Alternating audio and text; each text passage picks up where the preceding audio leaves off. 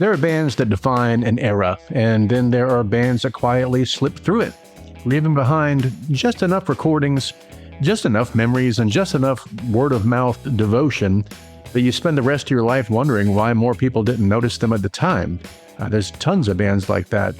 And then years later, you find yourself pulling out one of the records and thinking, how is this not bigger? How is this not more popular overall? Well, that feeling sits right at the center of the story of Scruffy the Cat. Scruffy the Cat, they only put out a few albums and really don't have a whole lot of legacy, but they came out of Boston in the 1980s. It's a city at the time that had this strange dual identity in music. On one side, you had the polished industry-facing version of things, labels looking for the next big alternative act, or, like the Cars, or even Aerosmith, I guess. Clubs trying to keep up with changing tastes. Critics were circling anything that felt new. And, later you get the Pixies and Lemonheads, I think, were from there, and the Blake Babies. But Scruffy the Cat was in there. And on the other side, you had the real underground, the cramped rooms, sticky floors, cheap beer, stuff like that, and bands building followings, one small crowd at a time. I've seen shows where there were like 10 people, and the band would play like there were 100, 150 people there. You just have to, it's a mindset. Well, Scruffy the Cat, they lived in that second world, and they didn't just survive it, they thrived in it in a way that felt organic and kind of timeless. I mean, their music doesn't sound of its age, really. And at the center of it all was Charlie Chesterman. He was the lead guy, played guitar, wrote all the songs. He wasn't trying to be a rock star in the traditional sense. There's no way. There's nothing about the early Scruffy the Cat story that feels calculated or engineered or planned for success. Instead, what you hear in their music is personality, right? There's storytelling. There's humor in unexpected and then expected places. There's a kind of off-kilter sense of melody that didn't quite fit into any clean box, which is exactly kind of why it worked. It really stood out amongst the rest.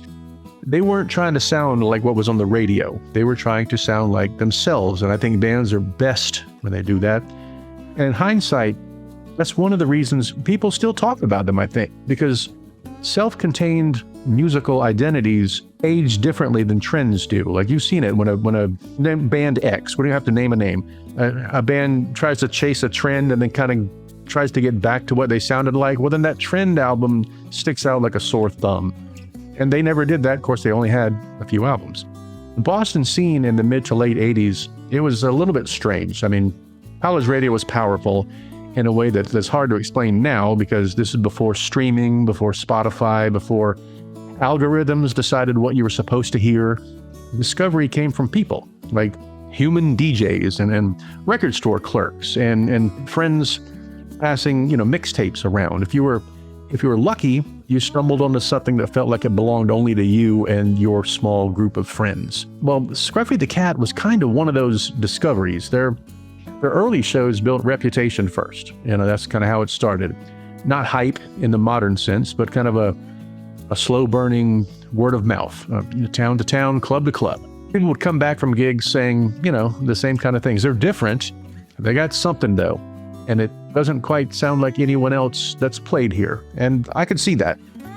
And eventually, that kind of talk will turn into its own momentum. It just gathers steam, and then it's on its way. Well, before long, they started recording in a more formal way. And one of the first important snapshots of the band came through their early release, and that's the EP High Octane Revival.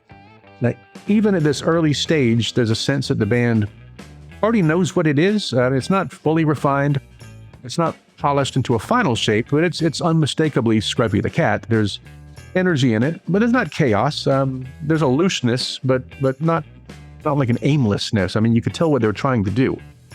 It's a band that understood how to balance storytelling with a little bit of rawness, a lot tongue-in-cheek, and I'll get back to that later. What stood out the most is that nothing about it felt forced. The songs don't sound like they're trying to impress you. They sound like they exist because they just simply had to exist. That's what they wrote, and that's what they play. There's a subtle distinction, but it does matter, I think.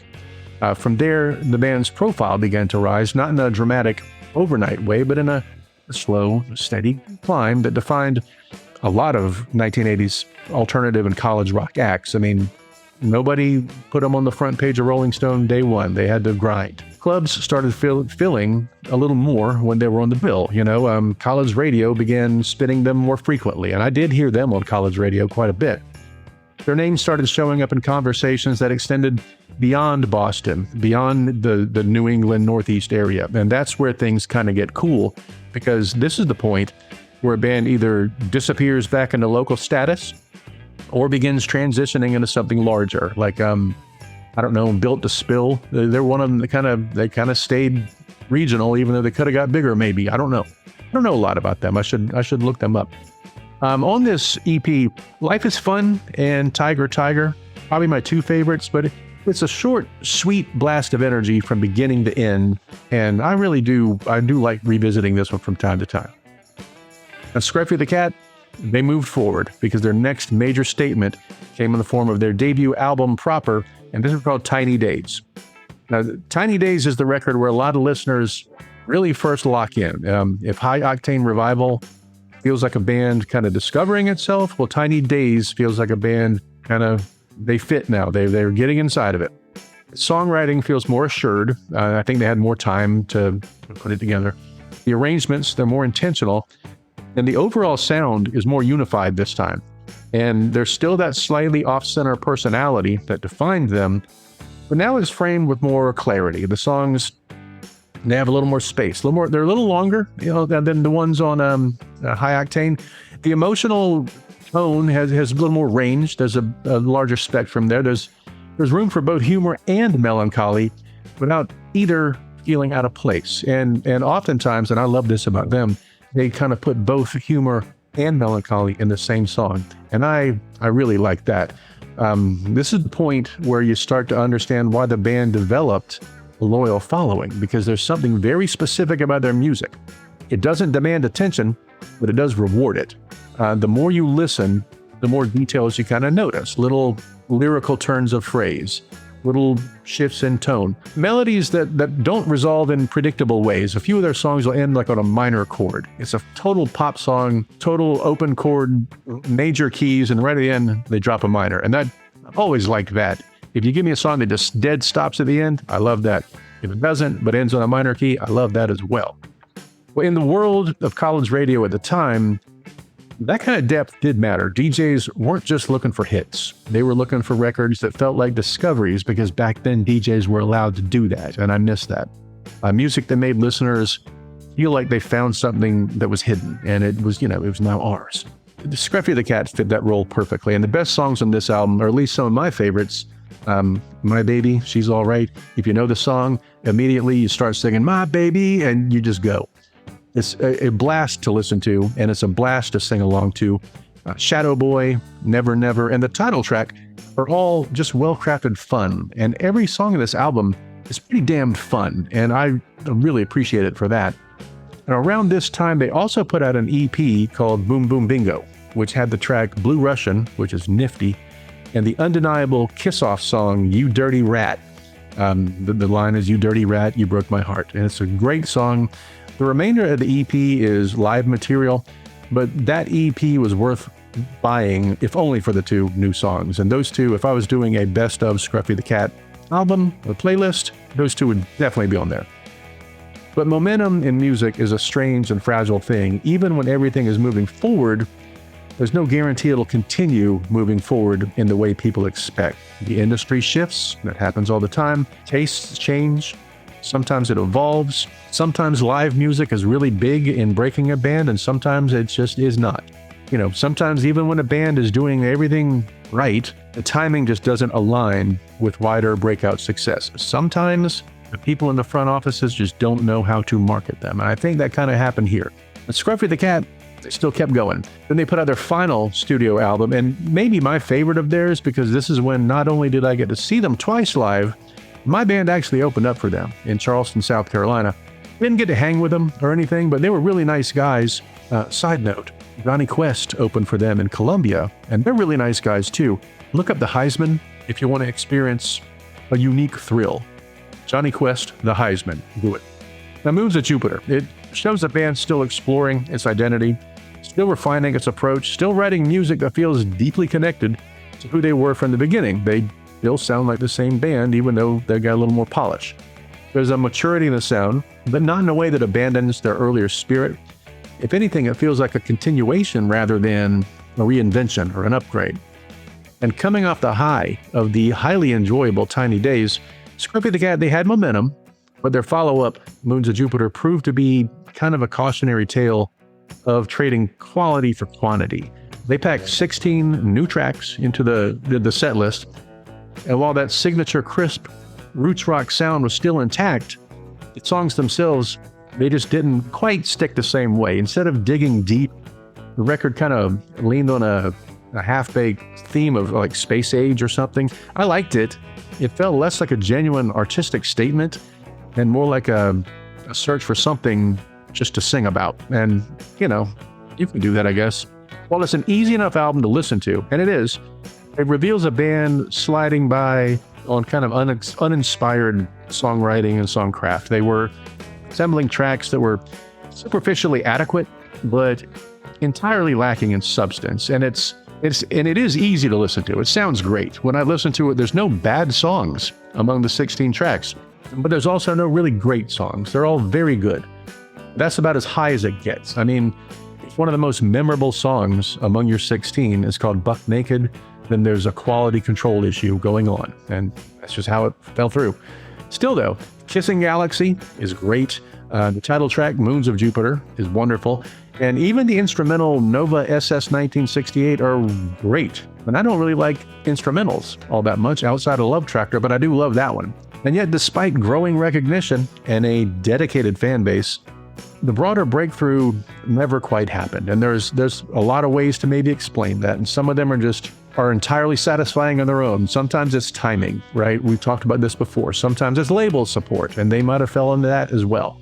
Sometimes it's simply the unpredictable nature of what catches on and what doesn't. And in the late 80s, early 90s, there was that transitional movement in alternative music where a scene that did not exist now suddenly did exist. And you could go to the record store and find the alternative section where that didn't happen before. So Scruffy the Cat ended up being one of those bands that everyone who knew them remembered fondly, but not everyone heard in the first place. So eventually, like many bands from that era, things wound down.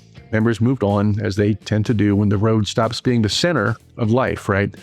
Charlie Chesterman continued making music afterwards, releasing solo material, and honestly, this is where I'll be transparent. I've never really spent time with those studio records myself, or the solo records. Fans who stayed connected to his songwriting, that chapter exists as a really good thing. He passed away in 2013, which is too bad because he was a dependable songwriter who really did entertain a lot of folks. And I'm going to go listen to more of them after I'm done here. So what remains interesting, though, is how Scruffy the Cat is remembered now by the diehards that still do, because they didn't become a massive mainstream act. They also didn't disappear. Instead, they occupied that strange space reserved for bands that are kind of passed along, like secrets. There's a bunch of them. Dump Truck is one of them. Buffalo Tom, another. There's, a bunch of them. People discover them years later and wonder how they missed them. Others return to them and find that the music still holds up and feels alive and was able to survive the typical 80s sound. I love bands like that.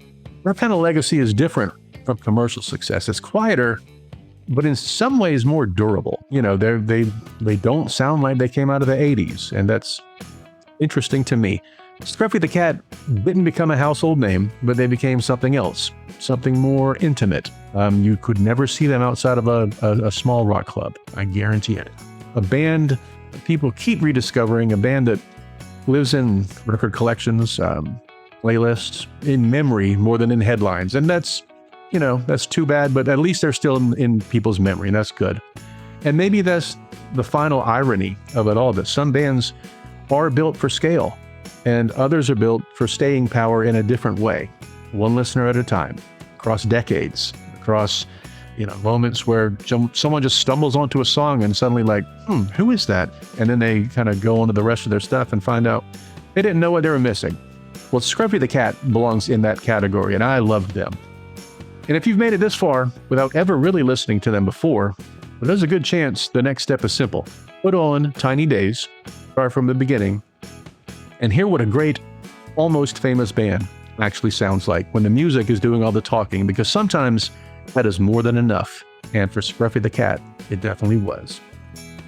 And that's all I got on Scruffy the Cat. I love those guys. I really do. And I haven't listened to them in a while, and I cannot wait to get back into it this evening.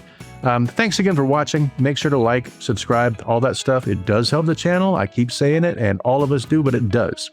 And check out our website at nostalgiaacademy.com. Not a lot there, but I've got a couple articles I put up from time to time just when I think about something. We're also on Facebook and Instagram, where I'm trying to figure out a hook for those, but I'm working on it, so it's a work in progress if you want to check us out. Until next time, go listen to some Scruffy the Cat. Find a band that only put out like 2 or 3 records, but should have been good, and you go listen to it, and then in the comments below, defend them. I dare you. Until the next time, you guys take care.